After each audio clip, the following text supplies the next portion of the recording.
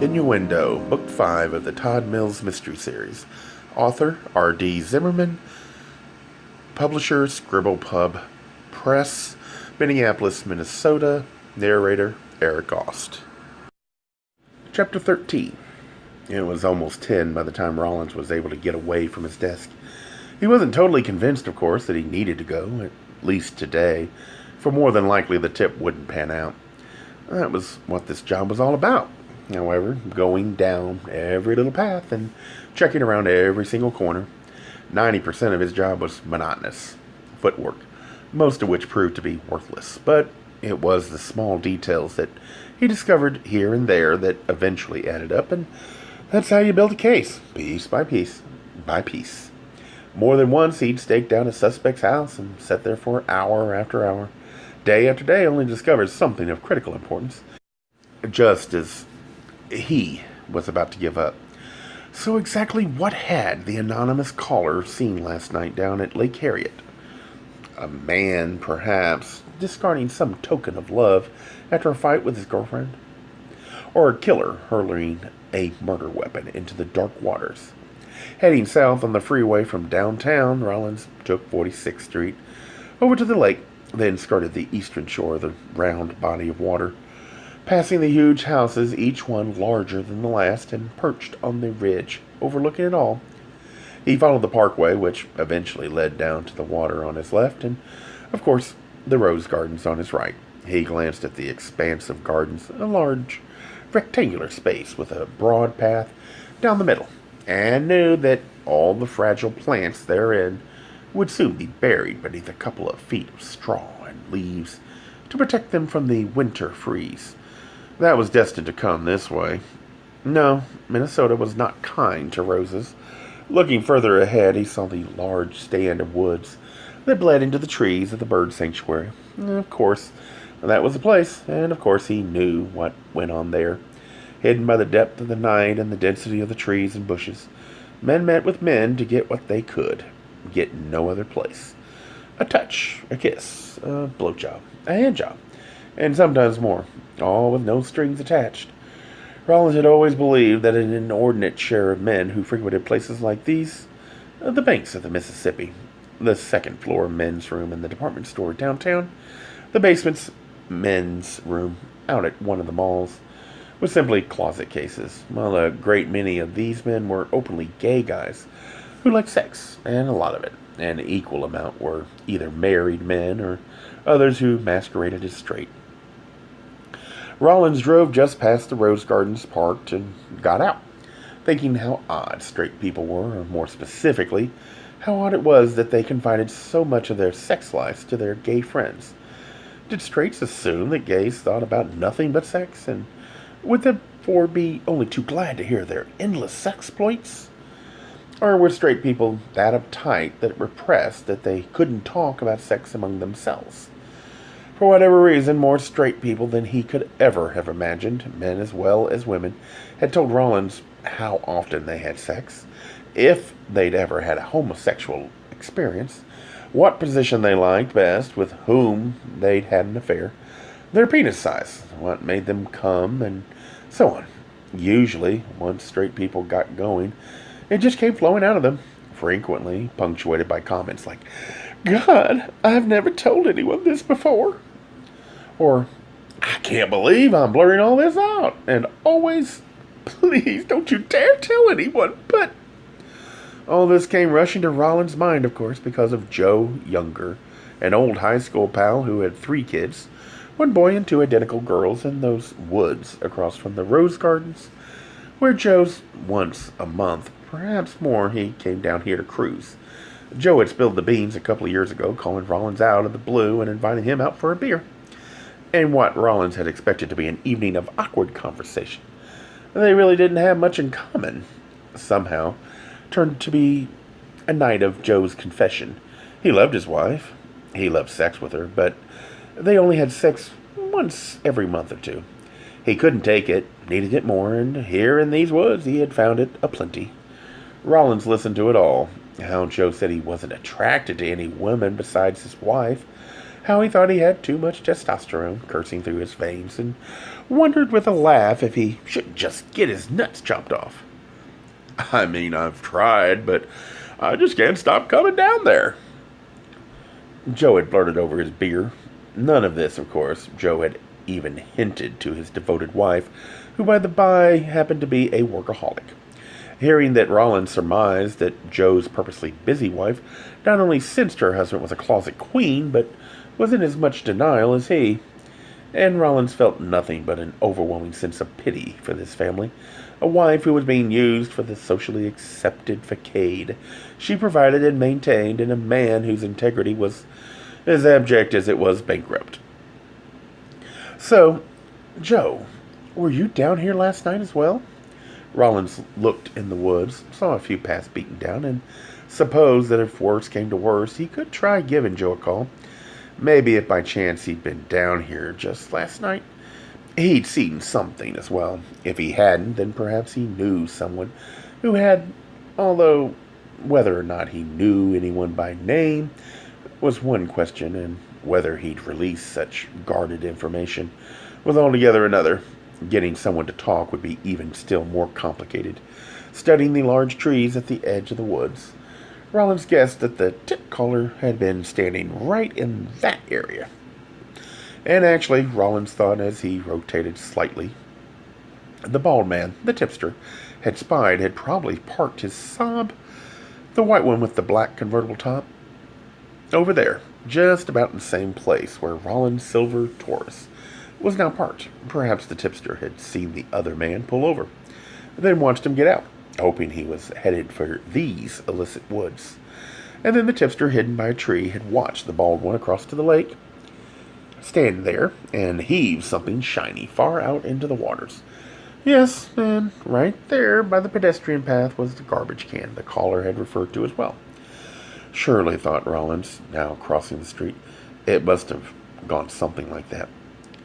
That is, unless, of course, the tip caller was not calling to report something he'd actually seen but done himself. And that was a very real possibility. It was not uncommon for the killers themselves to call in with the best tips of where to find the bodies, just as it was not uncommon for a killer to get the game afoot. Go on, you idiots, catch me if you can. Studying everything about the scene, the trees, the parking area alongside the parkway, the spot where the bald man supposedly stood down by the water, the garbage can, that bush, Rawlins first of all tried to ascertain if it could have happened as the tipster had claimed. He checked the angles, the sight lines, and yes, adding it all up, Rawlins realized it could have. The distance between the two was perhaps 50 feet, so the specifics might be a tad difficult. But even if it was a dark night, as it was last night, the lamppost would have provided a fair amount of light. Yes, there was no doubt it was physically possible that someone could have stood hidden in those woods and watched as someone came down to the lake and heaved something out into the water. But what about anyone else? Minneapolis's saving grace, and perhaps the main reason it had not become the Los Angeles of the Midwest, was its extensive park system. More than a dozen small lakes dotted the city, all of them linked by 50-plus miles of paths that led from lake to Minnehaha Creek and the Mississippi River. Beautiful and safe, the parks were heavily used day and night, winter and summer, which meant there were people out here all the time. Rawlins himself had jogged around Lake Calhoun at 5 on a dark winter morning, and he'd strolled around the very same body of water with Todd at midnight on a hot summer eve. So if one person had seen something suspicious, could there be a second out there? Someone who might not have been lurking in the woods. First things first, he told himself as he crossed the bike path. First, you've got to find out if your tip caller really saw anything at all. He spotted the green garbage can, an oil barrel of sorts with a small spring-loaded trapdoor on the lid. The kind dotted all the parks. Crossing directly to it, Rawlins thought, okay, the bald man had reportedly stood by the lake, thrown something into the water, and then come up here and thrown something away. But what? Lifting open the trap door of the receptacle, Rawlins looked in, but was immediately slapped with the most egregious of odors. something akin to a rancid melody of both food and excrement. Which, thought Rawlins, was probably exactly right. He dropped the small trap door, then pulled off the whole lid and let it fall to the ground. Peering in, he saw a small riot of garbage, from square styrofoam containers dribbling refried rice to pieces of plastic wrap holding small crusts of bread smeared with sandy peanut butter. There was a running shoe, old and ripped, a healthy representation of just about every kind of pop can, the remains of their syrupy inside spilling over everything like a sticky waterfall. Entire newspapers and a variety of plastic bags, from clear to blue, that held, of course, fermented dog shit. Yes, my lawn, by nature, Minnesotans were tidy. Rawlins spotted the small stick a few feet away, reached for it, then used it as a crude spoon with which to poke the stew of discard, squinting as if the odor were burning his eyes. Rawlins poked about, thinking how things would be much simpler if he only knew what the hell he was looking for. He flipped back a newspaper, moved a dark green plastic shopping bag, lifted the shoe.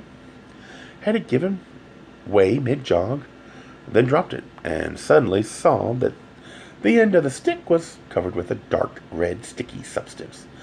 Was that what he thought it was? A voice behind him said, "Are you looking for something, sir?"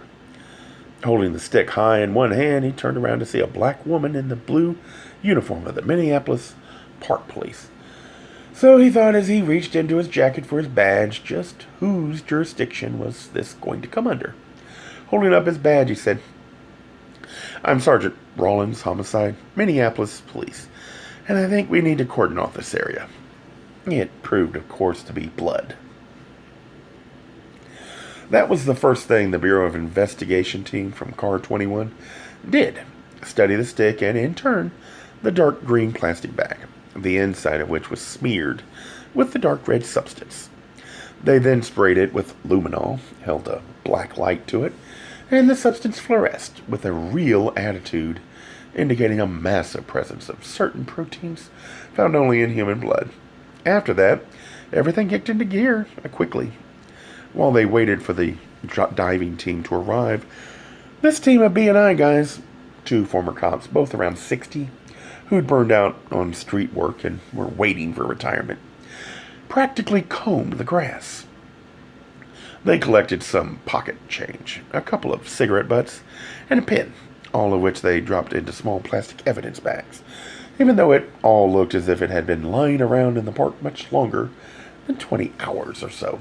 Rawlins, operating on little more than a guess, next had them search one particular area of the thin beach, hoping they'd be able to pick up something, ideally a footprint of some sort.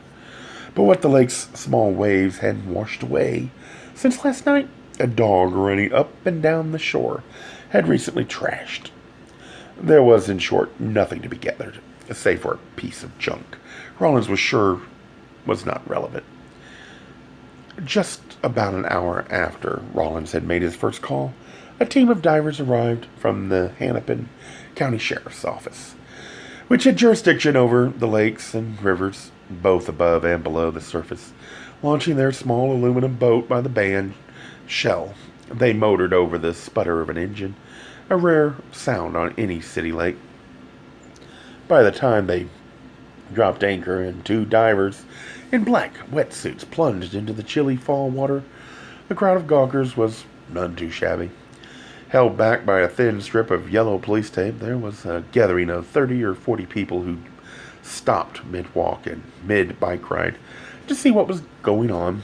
Turning slowly and looking about as casually as he could, Rawlins attempted to study them all, wondering if the tip caller was in the crowd and if he hadn't been a simple witness, but in fact Andrew Lyman's murderer. There were 3 older men, perhaps retired, and a handful of older women, not for their daily constitution, some kids with skateboards, and any number of youngish people who seemed to be just out enjoying the day. When Rawlins saw some guy pulling out his cell phone, perhaps to report to someone what was going on, Rawlins knew there was a call of his own that he should make as well. Staring out over the water as the divers slowly bobbed up and down, Rollins took out his own phone, dialed a number he knew so well, and of course, reached a recorded message. This, however, was too important, so he hung up and dialed a number based on WLAK's call letters and reached the front desk. Good afternoon, WLAK TV. How may I direct your call? This is Sergeant Rawlins from the Minneapolis Police, and this is an urgent message for Todd Mills, he told the receptionist. Just a minute. I'll try his... Wait. I just tried his office. Would you please just tell him to get down to Lake Harriet with a photographer right away? You don't care to hold, sir? No. Just get him that message. Or give it to one of the producers or something. It's regarding the murder story he covered last night. I'll take care of it right away, she said as coolly as 911 operator. As he hung up and slipped the phone back into his pocket, Rollins saw Neil Foster, ducky beneath the yellow tape and heading his way. His eyes lined with heavy circles. Foster had been down at the lab for the last several hours. Mustering a small grin, Rollins said, Do I look as shitty as you? Worse. Anything new down at the lab? Foster shrugged. Just like you thought. That towel they found by Lyman's bed has a large semen stain on it. It's way too early, of course, to tell if it's Lyman's, but they're guessing that it is, and they're guessing that there's only one person's semen on there. Really? Said Rollins, unable to hide his disappointment. But, well, did you see any of that Kleenex they found in the wastebasket not too far from the bed? Of course he had, and he clearly remembered the B of I team emptying the contents of the cracked white plastic basket into a large evidence bag. By and large, it had all been tissue, crumpled into tight, messy wads. And from the amount of tissue, Rollins had assumed that someone had either had a cold or used the tissue for cleaning up after a sexual encounter. Rollins said, Let me guess, more semen? Yep. Excellent. Again, it's too early, but let's hope we get lucky there. Otherwise, I spoke with the ME, and he said so far they hadn't found any semen in the kid's mouth. None in his rectum either, but they have found evidence of a lubricant on his anus. Tell me it's from a condom? It is. At this point, they think it's a Trojan. So, since we didn't find any condoms at the scene, it's safe to say that whoever last had sex with Andrew, let's just presume that it was the killer. Either flushed the condom or took it with him. Something like that, anyway. The phone in Rollins' pocket began to ring, and he pulled it out and said, Sergeant Rollins. Hey, it's me, said Todd. The receptionist just paged me and gave me your message. What's going on? Wanting to talk to him about this and so much more. Rollins hesitated a split second, then pushed into business, saying, Well, I'm down here at Lake Harriet by the Rose Gardens, and Rollins looked down over the small waves which were moving across the surface of a soft but steady pace. He saw a man in the boat staring at the water, and he saw one of the two divers, his head sheathed in the black wetsuit and his eyes covered with goggles, surface and swim to the boat. The diver raised one hand and gave a thumbs-up sign, and then a second diver appeared from beneath the water. Listen, Todd, said Rollins into the receiver, things are happening pretty fast. I think you better get down here. He'd been almost positive of what he'd seen last night. He'd been lurking in those words right over there, and he'd seen that guy hurl something into the lake and then drive away in that sob. And when he'd read this morning's newspaper, he knew he had no choice but to call the police. Yes, thought the man with the light hair, standing deep in the crowd of gawkers on the end of Lake Harriet. There was no doubt about it. He'd done the right thing. He'd wondered how they would handle it, if they'd actually take him seriously, since he hadn't identified himself to the detective this morning. But he just couldn't tell him who he was. Hell no. There was no way he could have given his name. No way he could let anyone know he was down in those woods last night. About a half hour ago, he'd driven down here just to see if the police had followed up on his call, surprised that they had already done so and that the area was now cordoned off. He turned past the rose gardens and parked, and now his large camera hanging by a strap around his neck. He surveyed the scene, looking for any good shots. There were a bunch of cops in uniforms, and he wondered if one of them was him, that detective he'd spoken to. Or could he be that guy in the middle, the one in plain clothes with the dark hair and mustache? Or was he the old guy who'd just arrived? Everyone's attention now seemed focused on the divers, who had just resurfaced and were swimming back to the boat. What did that mean? That they'd given up? Look, said an older woman, wearing a lavender nylon jogging suit and sun visor, even though she'd surely never broken into a sweat in her life. The divers are getting back in the boat. What's that? Asked her friend, who wore a similar outfit, but in peach, with fingernails painting a matching shade. What's what? That thing. Doesn't one of the diver guys have something in his hand? Oh, God, Marge, said the lavender one with a sardonic chuckle. The eyes, they're going. A nearby younger man, his large German shepherd, leashed and sitting by his side, squinted and said, Yeah, looks like the second guy's got something in his hand. Something like a knife. A knife?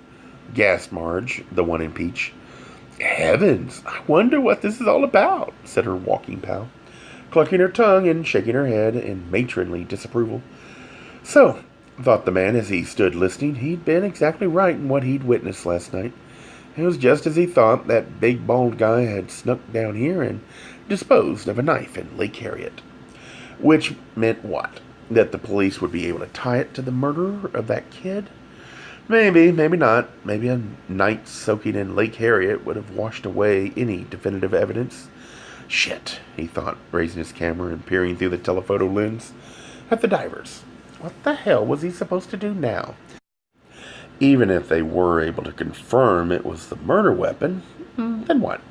How in the hell were they going to find the bald guy and then link it? After all, even if they somehow managed to find a few suspects for a lineup, he sure as hell wasn't going to come forward to identify the guy he'd seen down here. Okay, thought, you gave the police some information and led them this far. Now it was time to give them a little more. A Gay Mysteries audiobooks. I think it is easy to hate a label, but a face humanizes the word. So this effort is twofold. To offer comfort to those like myself that your world didn't end because you don't fit into the view of acceptable society on both sides. And in hopes of helping those with family that are LGBTQ, that it doesn't mean we are aliens from the child they once knew. Reassure them so they can maybe be supportive at the same time, being true to their values.